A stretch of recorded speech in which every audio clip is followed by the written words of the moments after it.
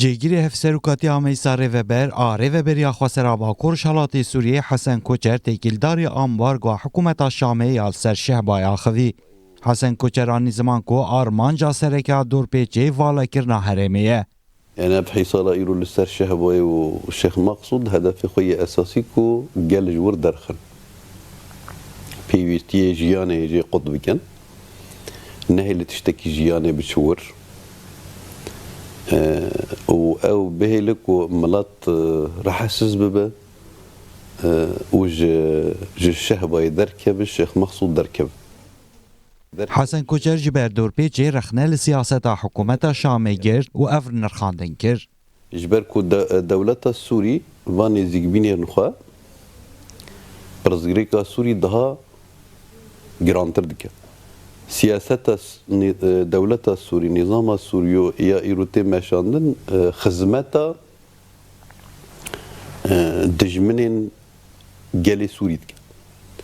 Ji bo vê yekê vê siyasetê gereke dewleta Sûrî dev jî berbe. Eger bibêjin em ê pirzgirêka Sûrî çareser bikin, bi vê rengî pirzgirêka Sûrî nayê çareserkirin. Cêgirê hevserûkatiya Meysa Rêveber Hesen Koçer li ser berxwedana xelkê Şeba û Helebê jî van nirxandinan kir. Bi hezara insan, bi sed hezara mirov ji Efrînê derxistin li Şehbayê bicîbûn. Êrişê dewleta Tirkiye û texîra demografîya Efrînê rûmê vê zehmetiya ku wekî fikrî jî wekî aliyê civakî de jî zehmetikî pir mezin gelê Efrînê dikişêne ser wî halî de jî nîzama Sûrî jî hîsarê deyne ser nahê li ihtiyacê wê pêk bê ev jî xizmeta siyaseta dewleta Tirkî dike. Ew e ku hikûmeta Şamê nîzama Sûrî dev ji vê siyasetê berdin. û em ê li hember vê jî xweker nekene yanî. Vê berxwedanê silav bike, ev berxwedana ku îro tê kirin, sekinê milet, sekinê civakê, rûmê ku zehmetiyê pir mezin hene, li ber xwe dide û girêdayê axa xwe ye, ev cihê rûmetiye yanî. Merû karî bêje cihê rûmetiye û em vê berxwedanê silav dikin. جارك دن دما خوش به تماشاوان هجا و برس شو ده جشنا کردین ازدی جشنا ازیبو ام وی جشنی لتواهیا گلی خوی کردی ازدی پیروز دکن هیوی دکن دیده من پیش ده جانک خوش و گش بدومینن ولی ما مسته مل نوچه خو گهدار کر مجارا دور پیچا هرما شهبا و تاخی نشرفی و شیخ مقصود الحلبی Eci destpêkê de cejna êzî ya êzdiyan pîroz dikin bi rastî jî qewmekî resen ya Kurdî ne û cejna wan ne tene cejna êzdiye ye cejna me hemiye ye. Ez wî jî dixwazim bi dubare bêjim. Ji xwe hêja Hesen Koçer eşkere dibêje nûçeyê de. Lê ya rastî jî ev e yani destpêka aloziya li Sûriye destpêkir bînin bîra xwe neyartiya herî mezinê ku li Sûriye li rejîma Sûriye kir dewleta Tirk bû îro jî Sûriye rejîma Sûriye bi dorpêçkirina Şehbayê ve tena serê xwe xizmeta dewleta Tirk dike. Yani ji wî pêvtir tu tiştek girov dikare bêje. Çünkü ew Şehba rastiya xwe de nêzî 20,000 insan dijiya. Lê piştî dagirkirina Efrînê bi de hezaran Efrînî mecbur man berê xudan Şehbayê lûr bicîbûn. Hê jî gelekî wan wekî koçber de kona de dijîn, di çadira de dijîn. Îja di vê rewşê de ew herêma biçûk çar alî ve hatiye qefaltin. Aliyekî wî em bêjin dewleta Tirkiye dagirker qefaltiye, aliyê din jî ser bi rejîma Sûriye ve û hemû jî derdora wan girtine. Çete jî tabii çeteyên İdlibê jî ew jî bandora xwe ser wê yekê dikin. Yani lûr bi hezaran insan dibin ve zor zehmetiye de dixwazin jiyana xwe bidûnin. Îja nexweşî heye yani dev ji kareba û petrol û tiştên jiyanî pêwîst berde tu tiştê xwe nikarin bidestxin. Îja hatin çûyîna bi heremên azad ve jî têkiliyê wan tê qutkirin. Ew jî astengiyekî mezin e ji wan re mirov bi eşkere dikare bêje ku di vî warî de dewleta Tirk û rejîma Sûriye pek ve tevdikerin yani tut işteki din tüne iş ku devleta Türk Armancayı eve ku şehbaj bini ve vala be u rejima Suriyeci biviyavayı hizmeta vala kirina jibo vala kirina heremi hizmeta devleta Türk yani jiyi peftir mirov nikar tut iştek beji yek tişteki giring jiliver heye bedengiya cihaneyi yani cihan lehember karesateki mirovayeti jil bedenge Brastiji bedenge. Xaka ve hatiye dagirkirin nahilin de çadıra da jibijin. Nailin çadıra da jibijin yadınji yani zarokun jinin insanın nekhoşin abada evana hemu dibin xateri de dibin zor zahmet yedici. Probleme ki vay. Beli mamsta mijaramaya duvamin jî brasî pir giringe bi taybetî hilbijartên li Iraqê ku normal dişemê dest pê dikin bes gava tejmele got îro Kerkûkê hin hereman dest pê kiriye belê bi giştî yanî ji xwe ji bo me wek Kurd her çar perçê Kurdistanê Kerkûk lazim e ew jî mixabin di encama bêtifaqiya Kurda de dîsa di nava Metirsiyê de wek carên berê. Em destpêkê de bi hevre li nûçeya xwe a derbarê hilbijartinan de û rewşa Kerkûkê guhdar û temaşe bikin paşê jî em ê vê mijarê bi taybetî jî Kerkûk bi Mamoste Fehmî re got û pêş bikin. Tevgera azadiya civaka Kurdistanê helwesta xwe ya derbarê hilbijartinên Iraqê de bi awayekî fermî eşkere kir. Tevgera azadî ji bo parêzgeha Salaheddîn piştgiriyê dide namzetê Hizba Şiûya Kurdistanê. Tevgerê qala giringiya hilbijartinên parêzgeha Kerkûkê jî dike û dibêje em bank li endam û dostên xwe yên li Kerkûkê dikin ku dengê xwe bidin lîsteya tifaqa Kerkûk, Hêz û îradeya me ye. Serokê yenekê Bafıl Talabanî ji bo hilbijartinan li Kerkûkê bû. Talabanî di mîtingê de xîtabê xelkê Kerkûkê kir. Ba qurbantan bem Kurdî Kerkûk! Serokê yenekê li ser giringiya Kerkûkê wiha diaxive. Kerkûkiyan! Qudzî Kurd! Qudzî Kurdistan! Kerkûk amanetî Cenab-ı İmam Celal'a!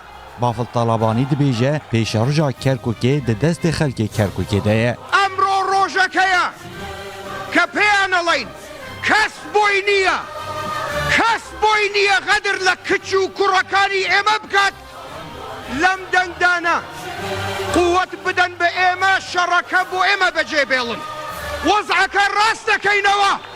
Talabanî li ser projeyên qirêjên dijminên Kurdan jî van hişyariyan dike.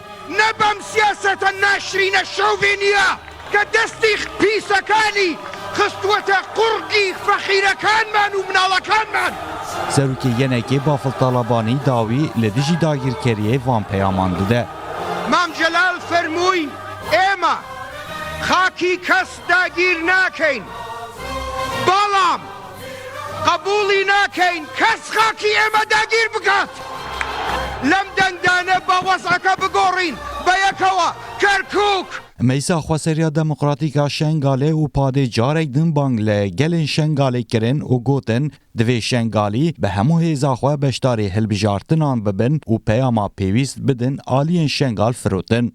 Divê navberê de Komîsyona Hilbijartinê bi daxuyaniyekê ragihand ku dem ji bo propaganda hilbijartinê bidawî bûn. Komisyonê got her namzet an jî aliyên siyasiyên propaganda hilbijartinê dewam bikin wê bên cezakirin. Tê payîn sibe di saet 7 heta 18 de dengdanên taybet ji bo penaber û hêzên leşkerî dest pê bike. Belê mamoste yanî hilbijartin bi giştî giringin lê a herî giring ji bo Kurdan Kerkûk a rewşa Kurda berê rehmetê Mala Mustafa Barzanî tê dît ew hevdîtinên navbera wa û rejîma Iraqê de ji bo mesela otonomiyê û mafê Kurda ji bo Kerkûkê tiştek qebûl nekir. Mam Celal rehmeta Xwedê lê bê dibêje digot Qudsa Kurda ye Kerkûk. Lê em dibînin şobdarên wan, zarokên wan îro di nava bazara de ne û hêdî hêdî 2017 xwe dît ça Kerkûk temamî çû. Ne bi temamî yanî çû û niha jî mixabin di encama vê bêtifaqiyê de diyare ku dîsa wê dijminên Kurda li Kerkûkê bi serkevin. Niha 2003 de cara duyemîn ku hêzên navdetevî êriş bi Iraqê vanîn Saddam ser hukm birin جوی چاقی و حتی 2014 جی کرکوک و کرمکی ناکوک دبن دستاتاریا بغداد ده بود.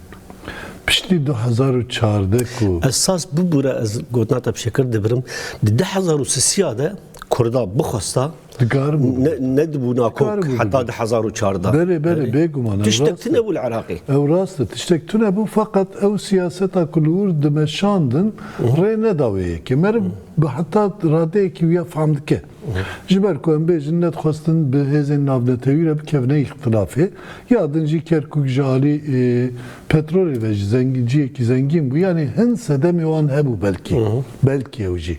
Fakat pişti sala 2004'da ku erişe daişe despekir Kürt ve çağı Kerkuk'e berxudan obrastici berxudan yani ve demez çum Kerkuk'eci Lurji çendeki mam min bçave xuji dit berxudan eki başkırın.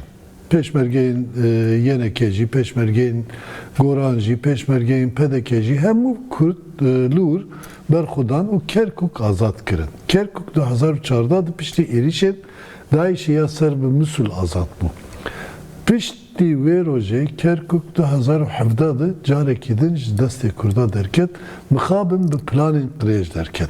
Dema referandumu. Dema referandumu. O referandum jî bu sedem ama jî ve de tercih ku îro em ser hilbijartinê de axivin hesabên ser bi Kerkukê Kurda ji hev cuda kir.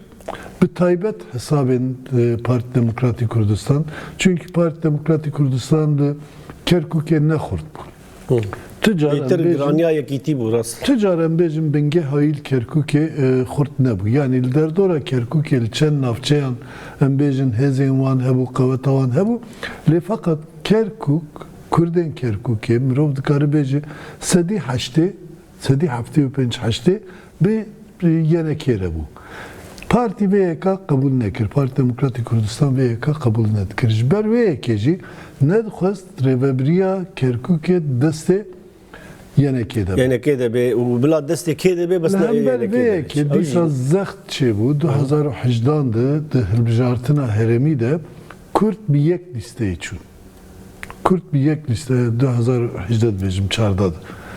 Kürt bi yek listeyê çûn. Çilû yek endamên meclisê bû lista Kurdistanê, İttifaka Kurdistanê 26 jê girt û têbîra Necmettin Kerimî bu şaredar waliyê Kerkukê. Îca piştî van nakokyana ku çê bû êdî Kerkuk carekî din ji alî Iraqê ve hate dagirkirin ev nakokya navbera Kurdan ranebû. Îro hilbijartin destpêkiriye.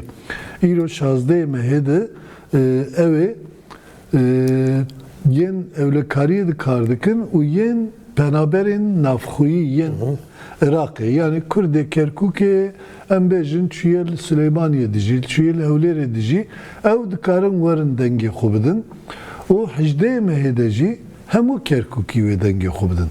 Milyonekî 153,000 bi gor ragihandina fermî hilbijêrên Kerkukê hene.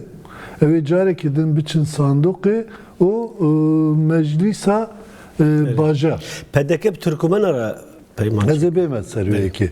Niha 5 listeye yani ew İttifaka Kurdistanî ku 26 sandalye derxistibû ku wê demê Türkmen neh sandalye bi qeweta Tirkiye derxistibû, Ereb jî 6 sandalye derxistibûn. Ew 26 sandalye niha 5 listê ve diçe. Yek İttifaka ku yeneke serkeşiyayî dike dibêjî Kerkuk hêz û vînameye navê İttifakê ev e. Yek ew İttifakı yek nifşinî jî bi serê xwe dikeve. Ew jî yani tekriben yek du sandalye dikare li Kerkukê derxist tiştekî wisa. Partiyên İslamî yên wê herêmê hene Kurdî ewana jî bi ittifaqekî cuda derdikevin yani Partiyên İslamî yên ku Kurdî de Parti Komünist. Parti Komünist Parti Sosyalist İttifaqekîne û Parti Demokratîk Kurdistan İttifaqekî. Parti Demokratîk Kurdistan jî bi hin Erebên Sünnere û her wiha bi eniya Tirkmenan re ku bi ser Tirkiye ve kar û xebatê xwe dibeşînin bu an re ittifaq kiriye. Yani ev ya jî bi me diyar dike ku Kerkuk xeterê de ye. Çima xeterê de ye? Eger ew 41 sandalye di nav van îtifaqan de parve bike 41 nîveyî 21 her iki em lazım et 21 sandalye derxî. Ew 21 sandalye derxî jî dîsa problem û pirsgirêk zêdetirin ji bo pêşerojê mümkün e ku 21 sandalye dernexin û hêzên Tirkmen û Ereb û yên din bi hev re derxin. Îja çima nebûn ittifaq? Wî jî bêjim. Ew jî gelek mühim e. Partî Demokratîk Kurdistan û Yekîtîn Niştimanî Kurdistan pir hevdîtinan kirin ji bo hilbijartina Kerkûkê bi taybet Kerkûkê divir de serî heta dawî Partî Demokratîk Kurdistan yek tiştek daxwaz kir. Got heta niha Kerkûk di destê yenekê de ye, rêveberê Kerkûkê yenekeyî bû. Ev car divê yekî pedekeyî bibe waliyê Kerkûkê. Ji bo wê yekê jî eger hûn namzetê me qebûl bikin, em ê nav tifaqê cî bigirin. Ev yeka jî yeneke qebûl nekir. û namzetekî din jî nedîtin. Yani ji xeynî yeneke û xeynî pedeke em bêjin ser namzetekî din jî bi hev bikirana belkî diviya ku îtifaqek çêbin. Navênê de hatin çûyîn jî çêbû. Partiya Şûyî êdina jî xwestin ku namzetekî ser namzetekî şexsiyetekî din de bi hev bikin. Ew jî çênebû pedeke ji wir ve qetiya ev destnîşanavekê ku bêtir yanî berjewendiyên hizbîtî partîtî li pêşin Kurdan çima ders 2003 2014 2017 ders wernegirtin mamoste niha em 2023 de ne problem ew e ji xwe. Problem ew e ji xwe ders wernegirtinê yek ya duyemîn jî ne tane serê xwe berjewendiyên hizbî ye. Têkiliyên hizba yên bi dewletên dagirkeran re ye. Yani divê meriv wê jî bibîne. Yani eger PDK jî zane ku li Kerkûkê ew hêzayî tuneyê nikare walîtiya Kerkûkê bigire. Yani dikare meclisê de dusê endamê xwe derxe, dusê endamê xwe derxe, herî zêde heft heşt endamê xwe derxe ama ji wî wê de tir ew hêzayî tuneyê ku Kerkûk bi rengekî rêve bibe. Yani Kerkûkê piranî Kurdên wekî me serî de got yenekeyî. Ha ew li alîkî Türkmena re ittifaqê dike.